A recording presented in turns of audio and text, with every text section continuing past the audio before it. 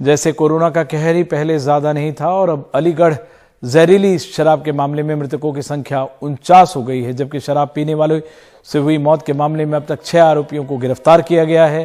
गिरफ्तार किए गए आरोपियों में एक शराब की दुकान का मालिक है। इसके अलावा 4 अन्य की गिरफ्तारी हुई है। वहीं इस मामले में जिला आबकारी अधिकारी समेत 5 लोगों को निलंबित कर दिया गया है। मृतकों के परिजनों को 5-5 लाख रुपए की मुआवजा राशि देने का ऐलान किया गया है। और इस पर ज्यादा जानकारी के लिए चल सकते हैं हम अपने सहयोगी रवीश रंजन शुक्ला के पास। रवीश, क्या ताजा जानकारी और इसे लेकर लोगों की क्या शिकायतें हैं, वहां पर आम लोगों की क्या शिकायतें हैं?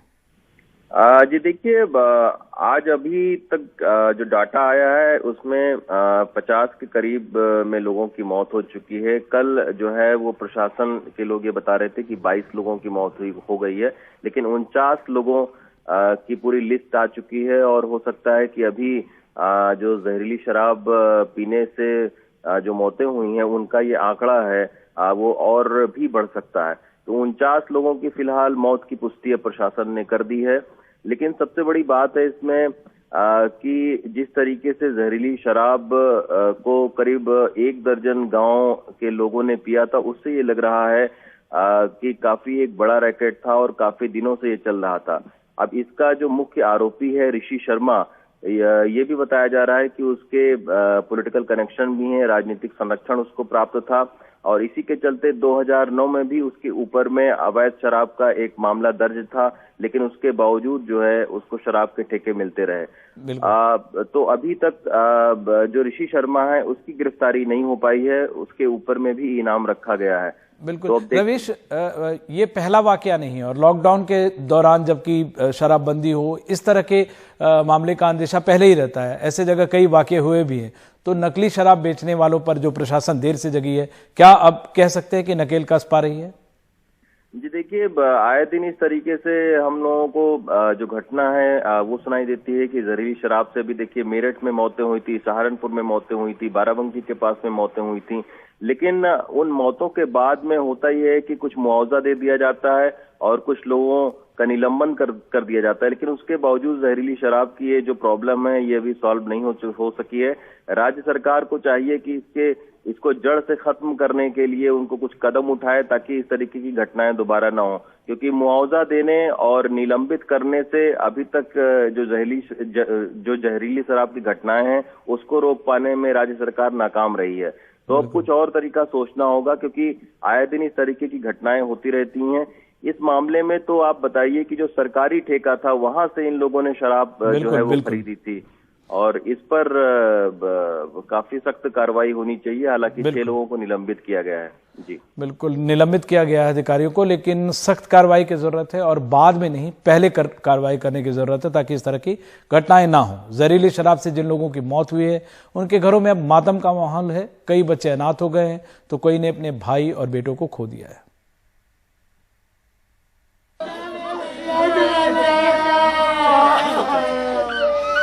उत्तर प्रदेश के अलीगढ़ शहर के करसुआ गांव में जहरीली शराब ने कई हंसते खेलते परिवारों को मौत की सिसकियां दे दी हैं। घर में जवान बेटे अजय की मौत से पत्नी बदहवास है और 3 छोटे बच्चे अनाथ। जुड़वा भाई विजय बताते हैं कि गांव में मौत का सिलसिला 2 दिनों से चल रहा है। परसों उन्होंने ड्रिंक की थी और ड्रिंक करने के बाद में उस टाइम तबीयत खराब नहीं थी। कल उनकी काफ़ी तबीयत खराब हुई और हमने मलखान सिंह हॉस्पिटल में उनको एडमिट किया। एडमिट करने के बाद वहाँ पर और ज़्यादा तबीयत खराब हुई तो उनको रेफ़र कर दिया मेडिकल के लिए और मेडिकल में उनका इलाज चला और वहाँ पर करीब 1 घंटे बाद उन्होंने मृत घोषित कर दिया। तो सुबह जाके मीडिया वाले काफ़ी आए थे तो तब जाके उन्होंने पोस्टमार्टम स्टार्ट किया और देन फिर हमारा भाई का पोस्टमार्टम हुआ। तो मैं तो सिर्फ यही प्रशासन से गुहार करूँगा कि जो आंकड़ा है इतना बड़ा आंकड़ा है लेकिन दिखाया कम जा रहा है। करसुआ गांव से ही सटे इस छोटी सी शराब की दुकान ने शुक्रवार से लोगों को शराब के नाम पर जहर बेचना शुरू किया था। जहरीली शराब पीने से हो रही मौतों पर प्रशासन कितना संवेदनशील है इसका अंदाजा आप इसी से लगा सकते हैं कि टैंकर के ड्राइवर नरेंद्र सिंह की शराब पीने से मौत हो चुकी है, लेकिन कई घंटों से उनके चचेरे भाई कार में शव रखकर घूम रहे हैं। सुबह से ही डेड बॉडी यहीं पे है मैं स्वयं गया था थाने में, एक शर्माजी थे, सरनेम उनका शर्माजी था। उनसे मेरी बात भी, उन्होंने कहा कि आप डेड बॉडी को ले जाओ मलखान सिंह हॉस्पिटल, वहां से हमारे पास सूचना आएगी तब हम पंचनामा करेंगे। अलीगढ़ के मोर्चरी के बाहर शव के कतार लगे हुए हैं। पोस्टमार्टम में हो रही देरी के चलते परिजनों का गुस्सा बढ़ रहा है। यहीं हमें सुषमा मिली, जिनका दावा है कि अवैध शराब की शिकायत करने के बावजूद कार्रवाई नहीं हुई। ऐसा है, 1 महीने पहले 30 अप्रैल को भाई की मौत हुई है दारू पीने से, जहरीली शराब की वजह से हुई है। अच्छा। उसके पास 3 लड़कियां हैं। हमने खूब शिकायत करी सबसे, कोई गाँव वालों किसी ने सुनी नहीं, और आज भी ये इतने मरे तो वो दारू से ही मरे हैं। अलीगढ़ में जहरीली शराब बेचने के मामले में अब तक आधा दर्जन लोगों की गिरफ्तारी हुई है, लेकिन जहरीली शराब मामले का मास्टरमाइंड ऋषि शर्मा के बीजेपी समेत कई राजनीतिक पार्टियों का संरक्षण भी हासिल है। यही वजह रही कि 2009 में अवैध शराब के मामले में मुकदमा दर्ज होने के बावजूद फिर से ये शराब व्यवसाय में सक्रिय हो गया। उत्तर प्रदेश सरकार को हर साल शराब के ऊपर 36,000 करोड़ रुपए का टैक्स मिलता है, लेकिन उसके बावजूद शराब के नाम पर इनको मौत दी जा रही है। यही वजह है कि हर बार जहरीली शराब से लोगों की मौतें होती हैं और उसके बाद में कुछ अधिकारियों का निलंबन और मुआवजा देकर इस मामले से पल्ला झाड़ लिया जाता है और जहरीली शराब से आए दिन मौतों का सिलसिला चलता रहता है। अलीगढ़ से गौरी प्रसाद और अदनान खान के साथ रवीश रंजन शुक्ला, एनडीटीवी इंडिया।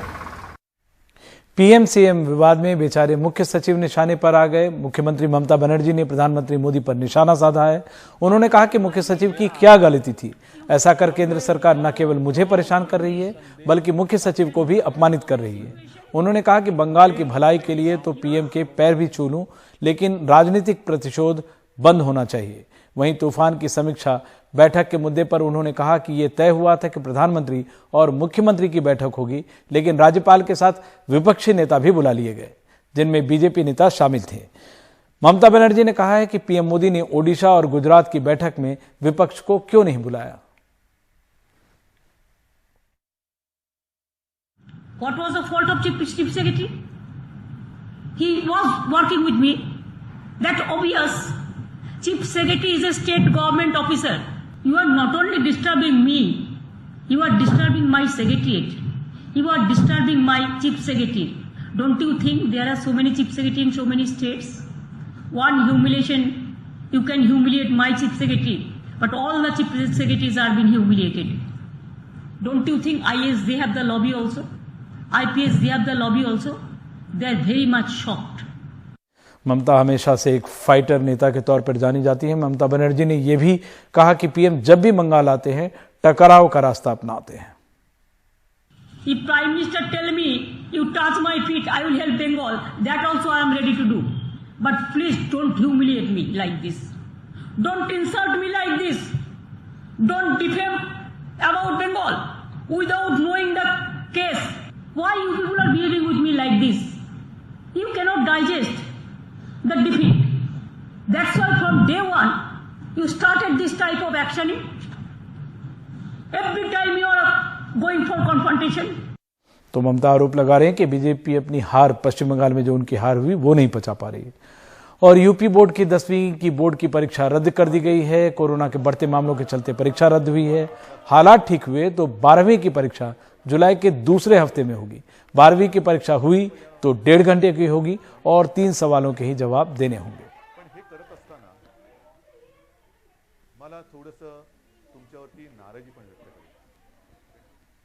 उधर तेलंगाना सरकार ने कुछ अस्पतालों में कोरोना मरीजों के लिए इलाज की इजाजत दी है तो कई को सवाल भी खड़े किए। वहीं 60 अन्य अस्पतालों को ज्यादा बिल देने को लेकर नोटिस भेजा है। देखते हैं उमा सुधीर की ये रिपोर्ट।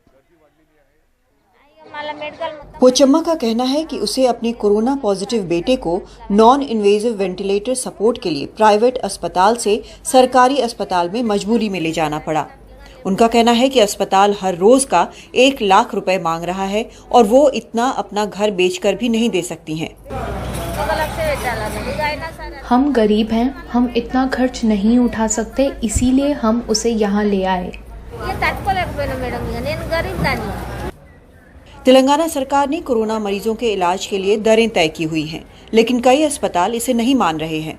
ज्यादा बिल लेने के आरोपों के बाद 64 अस्पतालों को कारण बताओ नोटिस और 5 अस्पतालों से कोरोना मरीजों का इलाज करने के अधिकार ले लिए गए हैं।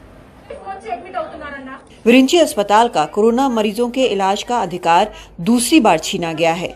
अस्पताल पर लापरवाही का आरोप है। गुरुवार को एक मरीज के रिश्तेदार पर अस्पताल में डॉक्टर पर हमला करने का आरोप है। मरीज की 2 हफ्ते के इलाज के बाद मौत हो गई।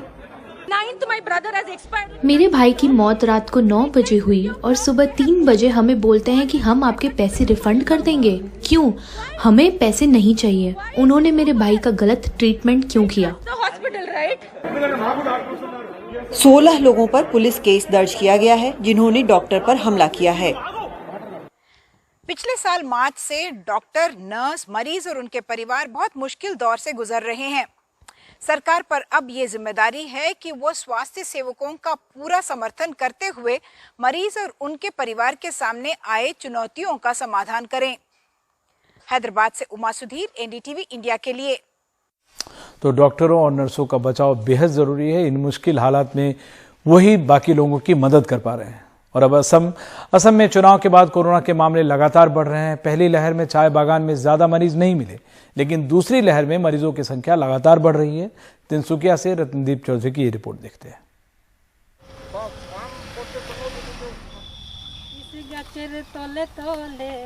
47 साल की मंजू तांती अपना हौसला बनाए रखने के लिए गाना गा रही हैं। वो तिनसुकिया के टी स्टेट में चाय की पत्तियां तोड़ती हैं। ये चाय की पत्तियां को इकट्ठा करने का समय है। तमाम तरह की पाबंदियों के बावजूद चाय बागान में काम करने की इजाजत है, लेकिन मंजू, जिनके 2 बच्चे हैं, डरी हुई हैं। उनके साथ काम कर रहे 30 लोग पिछले कुछ दिनों में कोरोना पॉजिटिव आए हैं। डर तो लग रहा है, जो बागान में हमारा साथ इतना आदमी हम लोग काम करते हैं, हुआ है बहुत कम हुआ है, लेकिन हमारा बागान में बहुत ज़रूरी है ये वैक्सीन लाने के लिए। ये सभी की ज़रूरत है। ऐसे बिना वैक्सीन में तो कब कहाँ कब कैसे हो जाए इसको तो किसी को पता नहीं चलता है। चाय बागान में जिस जगह पर मजदूर रहते हैं उसे कंटेनमेंट जोन घोषित कर दिया गया है। संक्रमित मरीजों का इलाज बागान के अंदर कोविड केयर फैसिलिटी में हो रहा है। पहली लहर में शायद ही कोई केस सामने आया, लेकिन इस बार 30 संक्रमित हैं। टीकाकरण हो रहा है, लेकिन उसे तेज करना होगा।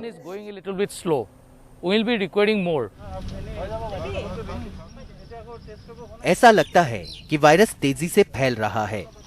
असम सरकार के मुताबिक राज्य में 800 चाय बागान हैं। 370 कोरोना से प्रभावित है। वहीं सिर्फ 271 में कोविड केयर सेंटर है। 28 मई तक दूसरी लहर में 6146 चाय बागान मजदूर पॉजिटिव आए थे। 43 की मौत हुई है। पिछले 10 दिनों में चाय बागान के मजदूरों में कोरोना केस 300% बढ़ा है। मौतें भी 3 गुना ज्यादा हुई हैं। 57 नए कोविड केयर सेंटर बने हैं, लेकिन प्रभावित 29 टी गार्डन में कोविड केयर सेंटर नहीं है। 43% मरीज ठीक हुए हैं, लेकिन अभी भी 3500 एक्टिव केस हैं। टी ट्राइब कल्याण मंत्री लोगों को जागरूक कर रहे हैं, जिससे बीमारी को फैलने से रोका जा सके। बागान पे एक कमेटी कर दिया गया है और वो लोग देख रेख कर रहे हैं, ताकि हम सभी जो जानकारी है वो साथों साथ हम हासिल कर सके। और वैक्सीन लेना हो या टेस्टिंग करना हो, इसमें भी वो कमेटी सभी को सहायता कर रहा है। जो पॉजिटिव मिला उनको हम लोग हॉस्पिटलाइज करके रखे हैं, लेकिन उनका लड़का बच्चा के लिए खाना पीना के लिए सरकार का तरफ से पूरे घर का राशन के लिए 2000 रुपया दिया जाता है। गुवाहाटी हाईकोर्ट में दाखिल PIL पर राज्य सरकार से चाय बागानों में कोरोना के हालात पर लिखित जवाब 31 मई से पहले मांगा गया है। तिनसुकिया से रत्नदीप चौधरी की रिपोर्ट, NDTV इंडिया। हरियाणा में यमुनानगर जिले के छप्पर इलाके में एक 3.5 साल के बच्चे की मौत गोली लगने से हो गई। ये बच्चा अपने मामा के घर गया था, जहां असली पिस्तौल से वो खेल रहा था। तभी उस पिस्तौल से गोली चल गई। जो बच्चे की छाती में लग गई और बाद में उसकी मौत हो गई। पुलिस ने बच्चे के मामा के खिलाफ अवैध हथियार रखने और कई अन्य धाराओं में मामला दर्ज किया है।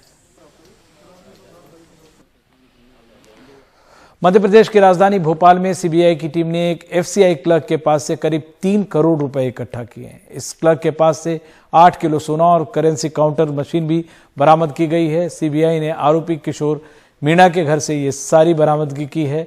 हरियाणा के गुरुग्राम में दर्ज कराई गई एक शिकायत के आधार पर इस क्लर्क तक सीबीआई टीम पहुंची, जिसमें कहा गया था कि आरोपी बिल भुगतान के बदले रिश्वत मांगता था। यूपी के संबंध में सोशल मीडिया पर वायरल पुलिस के एक वीडियो का संज्ञान लेकर जांच की जा रही है। इस वीडियो में कुछ पुलिस वाले ब्रह्म बाजार इलाके में सड़क किनारे खड़ी बाइकों को तोड़ते हुए नजर आ रहे हैं। पुलिस ये पता लगाने की कोशिश कर रही है कि वीडियो कहां से आया और कब भेजा गया है। उधर बिहार के दरभंगा में भी बाढ़ से हालात बदहाल हैं। राज्य के दूसरे सबसे बड़े अस्पताल डीएमसीएच के कई विभागों में पानी भर गया है। आलम यह है कि अस्पताल में आवारा पशु घूम रहे हैं और पानी के बीच तीमारदार अस्पताल में भर्ती अपने बीमार रिश्तेदारों तक पहुंच पा रहे हैं। वहीं स्वास्थ्य मंत्री का कहना है कि यह हालात तूफान की वजह से, यास तूफान की वजह से बने हुए हैं।